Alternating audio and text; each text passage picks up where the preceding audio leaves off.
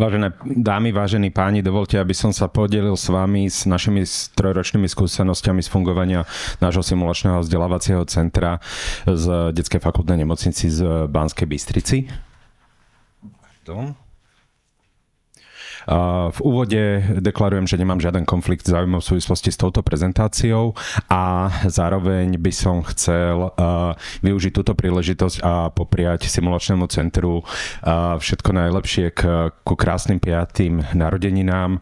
5 rokov nie je veľký vek z pohľadu nejakého ľudského života, ale myslím si, že ste urobili obrovský kus práce, ktorý je za vami. Za čo sme veľmi vďační, lebo ste pre nás určite veľkou inšpiráciou. Radi sa účastníme vašich podujatí a keď sledujeme vaše sociálne siete, tak vidíme, že sa pripravujú ďalšie vzdelávacie aktivity, na ktorých teda určite sa radi zúčastníme. Ale naspäť k tomu nášmu simulačnému centru.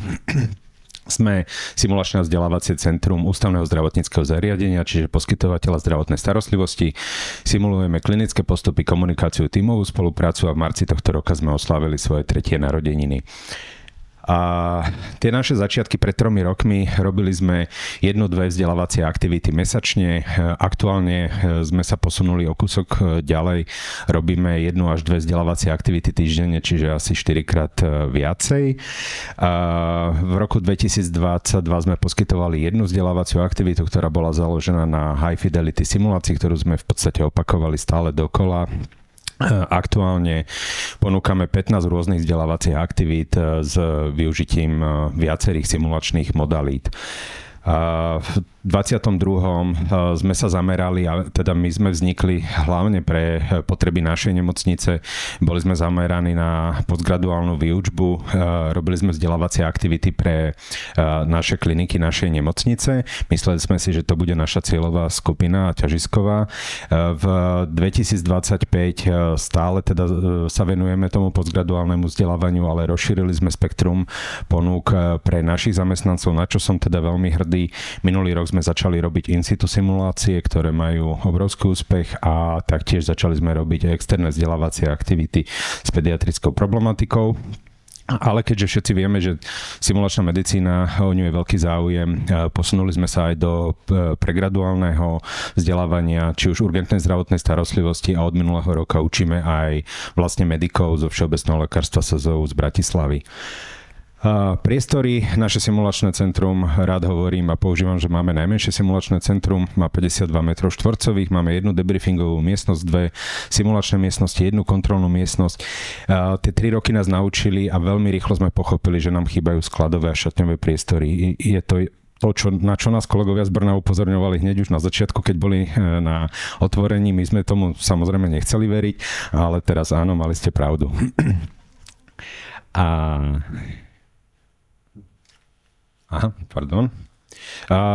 Personálne obsadenie. Začínali sme 3 lektori, 1 technik. Tým, že sme sa stretávali raz, 2-krát za mesiac, všetci sme si na to dokázali nájsť čas, všetko bolo fajn, tešili sme sa z toho, mysleli sme si, že akú úžasnú simulačnú medicínu robíme. Ale postupne, ako sa rozširovali vzdelávacie aktivity, ako sa zvyšoval počet tých kurzov, tak sme museli do týmu priberať ďalších a ďalších ľudí, či už lekárov, sestry, záchranárov. A tie 3 roky nás naučili, že sme vlastne zvýšili frekvenciu kurzov, máme väčší počet vzdelávacích aktivít, máme viacej lektorov a tým pádom sme sa museli začať zaoberať koncom minulého roka a začiatkom vlastne tohto roka, ako zaistiť štandardizáciu a rovnakú kvalitu výučby tým, že to neučíme stále tí istí ľudia, ale že sa začíname striedať. Čiže sme sa museli viacej začať venovať procesnému manažmentu, riadeniu a štandardizácii postupov, čo teda s čím sme na začiatku vôbec nepočítali. Takže sme si vypracovali nejaký prevádzkový poriadok 21 stranový s prílohami, nejaké pracovné postupy, podľa ktorých sa snažíme teda postupovať, alebo teda učíme tých ľudí, aby vedeli, ako máme robiť. Jeden z tých príkladov sú scenáre, hej, naša skúsenosť za 3 roky. V úvode sme začínali s 3 scenármi, ktoré sme točili stále dookola. Postupne, ako pribudali vzdelávacie aktivity pre jednotlivé kliniky, pre každú kliniku sme robili v podstate varianty toho istého scenára. Robili sme nové a nové scenáre, až sme sa dostali na 62 scenárov, ktoré sa odlišovali minimálnymi detailami od seba, čo bolo náročné na správu a aktualizáciu, to sme teda tiež pochopili až v tom minulom roku a začiatkom tohto roka sme teda vlastne zovšeobecnili a zjednotili tie scenáre. Tu je príklad, mali sme 10 rôznych scenárov pre anafilaxiu. Fakt líšili sa iba možno miestom, možno nejakým v podstate tým, že kto to mal riešiť. Aktuálne sme z nich spravili iba 2. Máme vlastne scenár pediatrický a scenár pre záchrannú zdravotnú službu. Takže aktuálne používame 18 rôznych klinických scenárov pre záchrannú zdravotnú službu, 11 scenárov pre pediatriu. Marketing.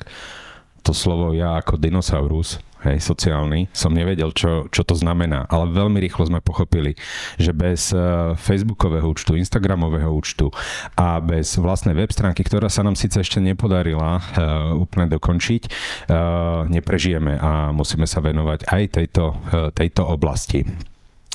Taktiež sme pochopili, že potrebujeme prezentovať naše teda simulačné centrum aj na odborných podujatiach. To sú moje 2 kolegyne, ktoré mali aktívnu účasť na tohtoročnom Sesame vo Valencii a stretli tam tohto príjemného pána. Spätná väzba, dostávame pozitívnu spätnú väzbu, ľudia sú spokojní s našou výučbou, naplňame očakávania tých kurzov, takže to je všetko fajn. Záverom, za tie 3 roky museli sme urobiť viaceré zmeny na rôznych úrovniach. Tie 3 roky nás naučili pokore, aktívnemu počúvaniu okolia. Tušíme, že sú ešte pred nami oblasti, o ktorých nič nevieme. Už tu bola spomínaná veda a výskum. Tejto oblasti sme sa vôbec nedotkli. A vieme, že simulácie sú žiadané a že je v nich obrovský potenciál. Ďakujem za pozornosť a záverom dovolte, aby som vás pozval na Deň otvorených dverí nášho simulačného centra, ktorý bude 21.10. Ďakujem pekne.